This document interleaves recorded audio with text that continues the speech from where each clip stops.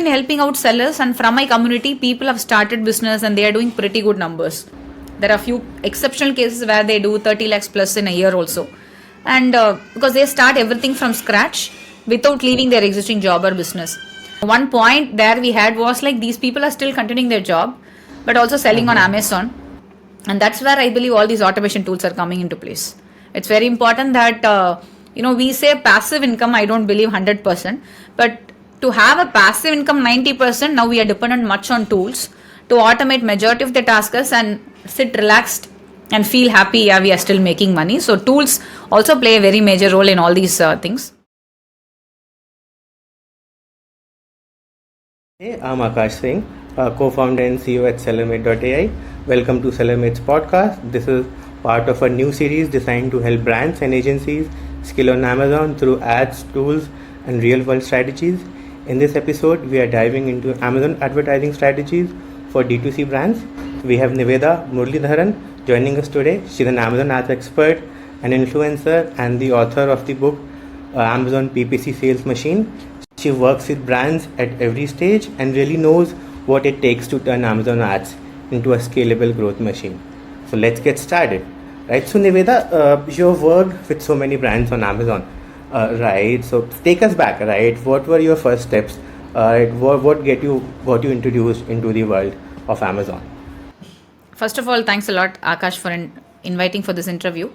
And to answer your question, it was not a planned activity to come into Amazon ads. So I was actually selling on Amazon. I guess I got my first account on 2015. So I came into Amazon as a seller, and I was exploring all the features of Seller Central, and then it came ads. So I started exploring it for myself. Later, I built this as a service. So anyone wants to run ads on Amazon, I said, okay, why don't you give your account? And initially I had like, if you're getting results, pay me, else don't pay me. So I was very open to it at 2017. It all started like this, and I started exploring, and almost I always feel like I grow with Amazon just to grow along with all the updates, because we had automatic ads at that time. No, you will have an option to create an automatic ad. That's it. You didn't even have this close match, loose match, substitute, complement. This 4 ad targets was not there. So whatever the revisions they made, I used to get the newsletter. I used to check on it, just work on the revisions and execute that on the client accounts. So this is how it all started.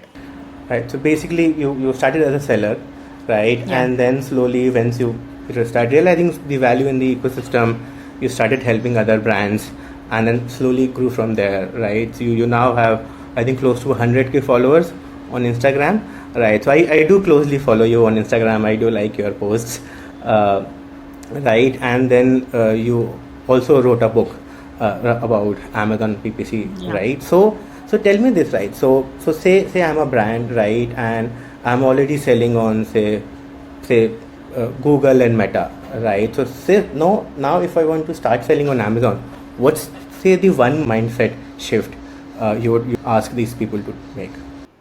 Okay. See, there are two kind of sellers that we are dealing with. There are a few sellers where they're even doing 2 crores only on Amazon per month.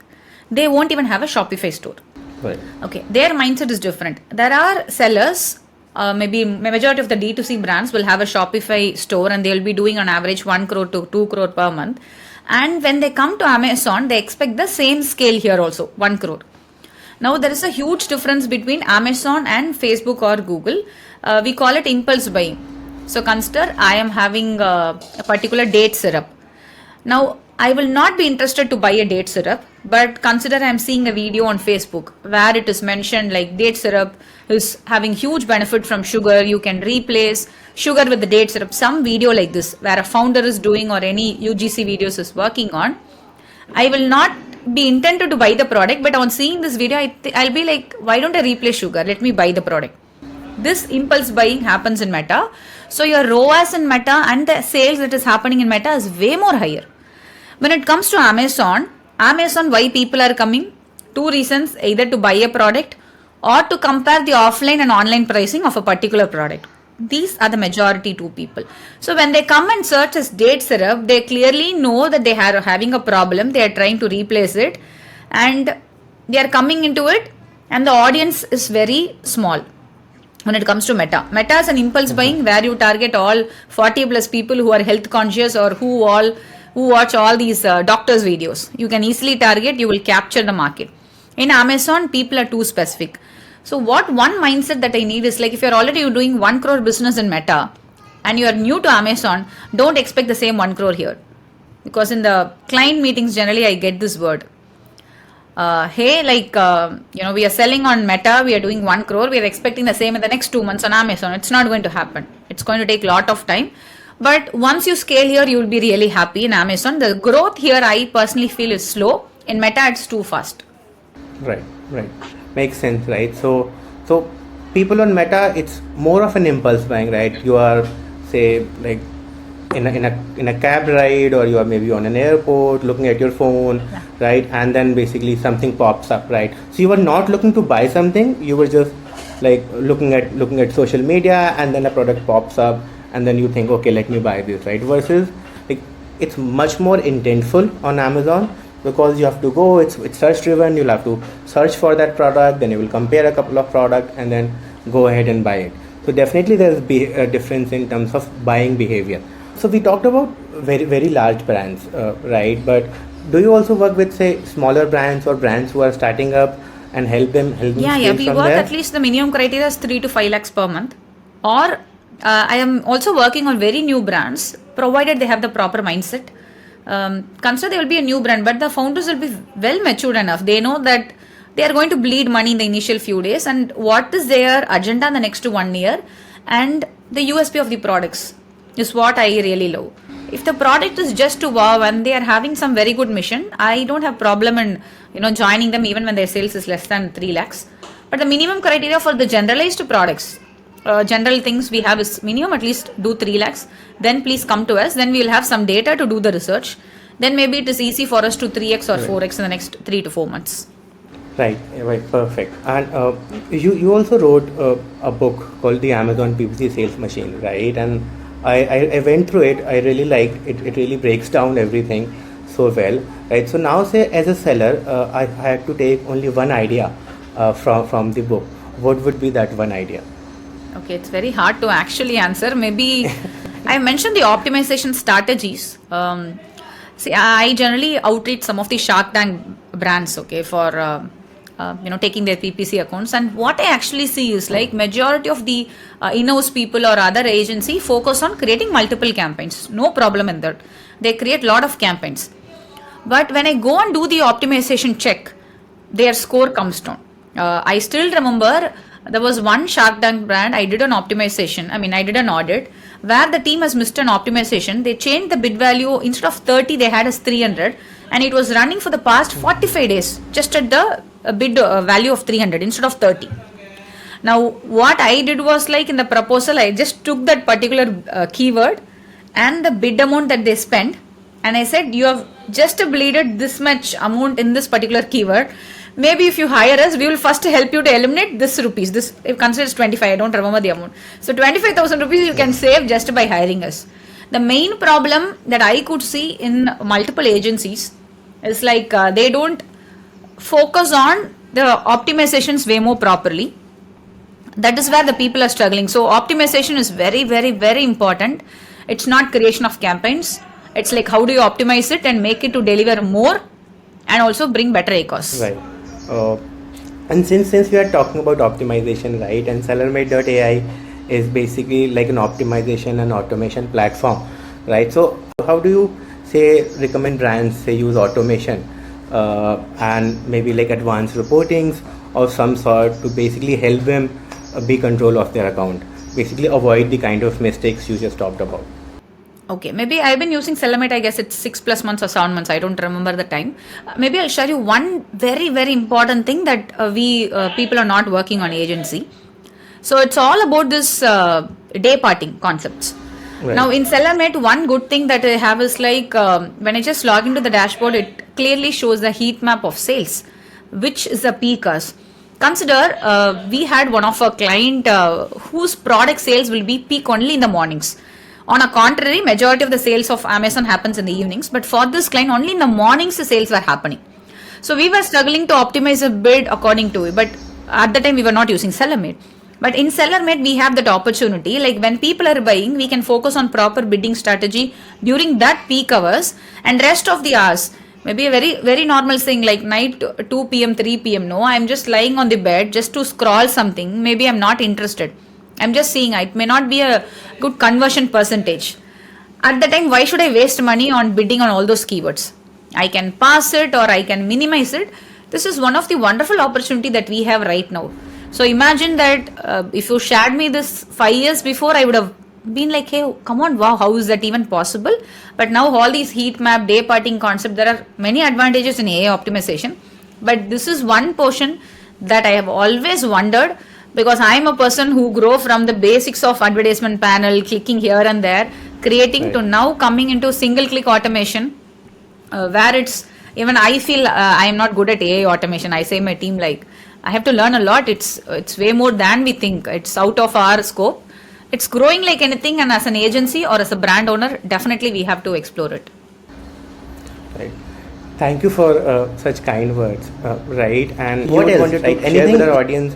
So we basically have people using our product across the globe. So we are live on all 20 marketplaces. So we have brands and agencies in US, we have brands and agencies in EU, as well as like a lot of brands and agencies in India as well. Right. So, and it's really nice to see like there's a lot of noise in the market, definitely, right? There are a lot of different, but I think the kind of work you have been doing, I've been following you on Instagram, right? So you recently also did like a conference where you had a lot of sellers come in, and then you guys celebrated. So what was that about?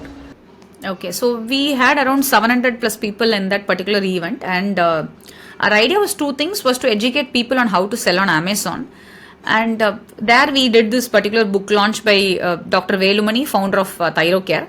So I invited him personally, and he launched this particular Amazon PPC book also.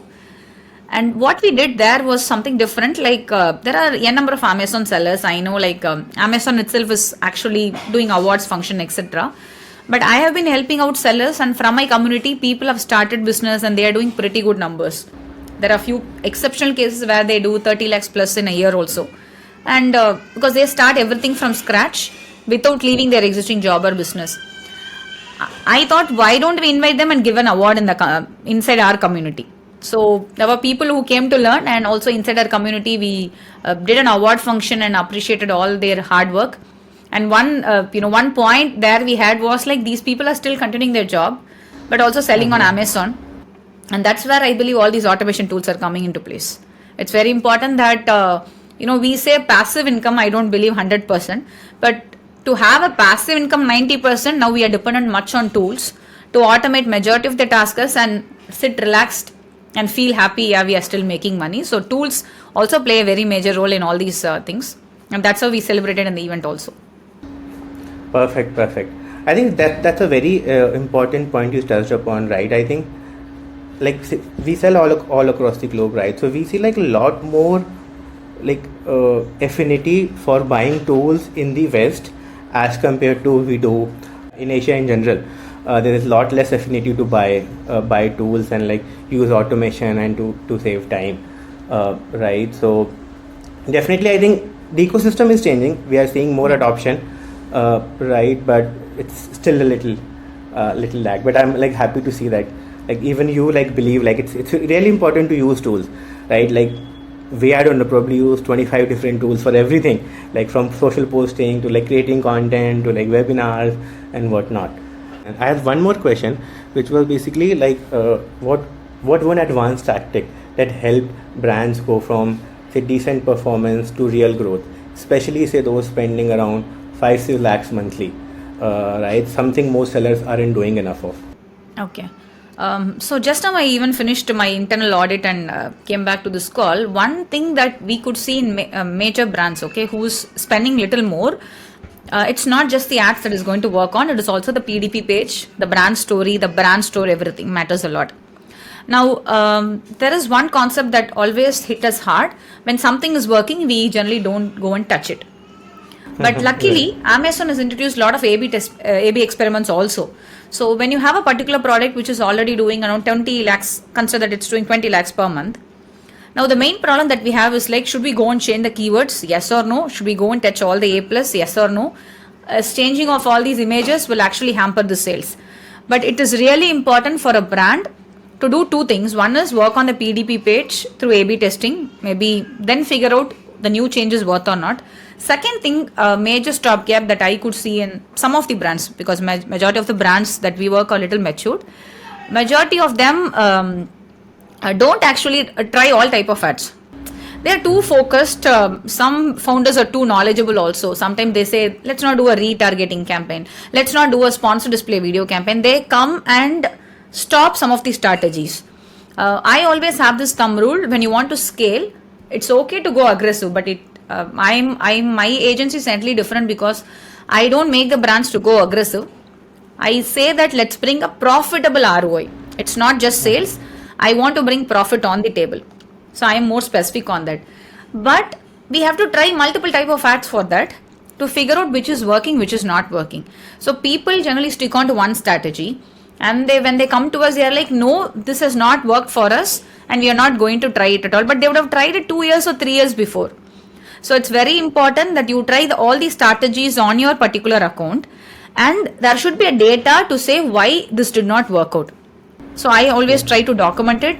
Okay, this particular strategy is working, not working for this account. This is tested on so much with so much of money. This is on this date. So after 3 months, if someone is going to see the data, it should be valid. And if there is any change in Amazon portal itself, we should retest this particular strategy and then again start building. The main problem here is like, we don't test multiple strategy because ACOS is going to go higher, and then but still we want to scale, which is not going to happen. Have a test budget, test it, and then if it's not working, document it, close the particular campaign, but you should have the documentation way more clear, so the next person whomsoever is seeing should be clear. So try multiple set of strategies. I always say this to my internal team: there is no single wow strategy in Amazon. Every strategy is unique, every account is unique. The same product you put on 2 accounts, results will be different.